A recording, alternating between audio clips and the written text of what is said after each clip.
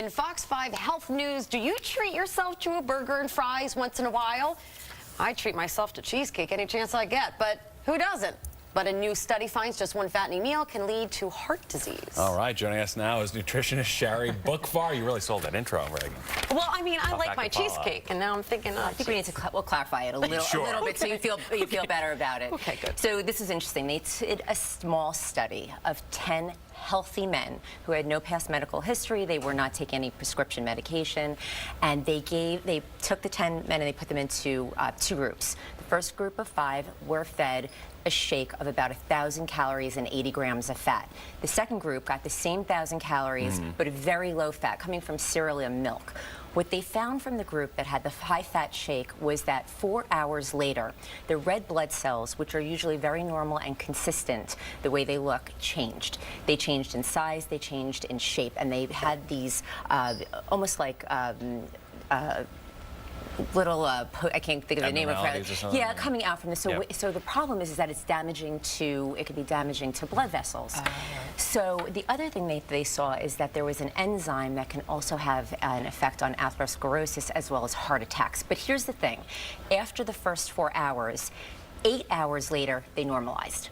Okay, so what can happen is that you saw that immediate effect 4 hours later. It's a lot of stress on the body in the short term, right? It does, and these were unhealthy individuals. So what happens with people that do have high cholesterol, that have heart disease? That's the question. The other thing is consistency, right? So if you're always eating a healthful diet and then all of a sudden you have a high-fat meal, well, maybe that doesn't matter as much. I have the philosophy of if you eat 3 meals a day, 7 days a week, that's 21 meals in a week. If 1 or 2 meals are not great, well, your body can rebound if you're healthy. So you just want to look at the consistency of eating healthfully so you can go and have, whether it's a milkshake or pizza or burger or what have you. Of course, a cheat meal, a cheat day. It's hard in New York because burgers are everywhere and so is pizza. Those are like, everywhere. But it's not, you don't want to have that be, you don't want to say, well, okay, well, I was bad today and it's tomorrow Sunday, I'll just start on Monday. No, you start with the next meal again because you want your body to rebound in a healthy You're only way. as good as your last meal. Yes, spikes. That's the word I was thinking of. Spikes on the on the red blood cells. All right, along these lines, so somewhat getting your protein from nuts and seeds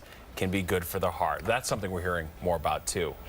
Yes, a lot more. The interesting thing was, and I'm interested in this because I don't eat red meat or poultry, and one of my producers said, well, what about poultry? So I'm going to throw that at you as well. That's okay. Well, let me start off by saying that this study was interesting because it didn't specifically look at fats. Most of the time we look at animal protein and we look at plant protein in terms of their saturated fat and their unsaturated fat profile, in terms of heart disease. This actually looked at protein. That was the difference, protein and fat. So what they found was that meat, and I believe the study was for red meat, they found that there was 60% increase in cardiovascular disease compared to those coming from people that ate more nuts and seeds. They didn't look at other factors. Nuts and seeds had a 40% decrease in cardiovascular disease.